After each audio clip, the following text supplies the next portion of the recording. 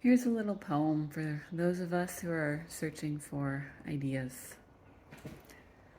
It's a tricky thing to sit and wait for inspiration or an idea.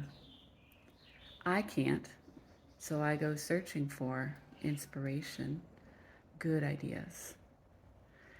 As I try, I feel the pressure, not of inspiration or even a mediocre idea. I feel the pressure of the fear of not finding inspiration or an idea. In fact, the thought that I have no inspiration, I have no idea, now that's terrifying because I've told myself it's my turn.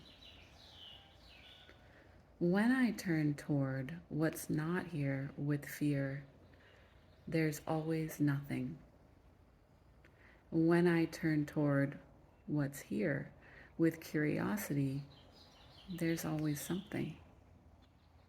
Why then do I go searching for inspiration, an idea in my fearful, empty head?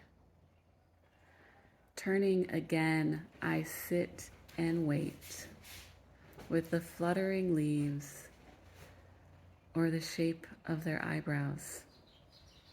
For here contains all the inspiration and all of the ideas.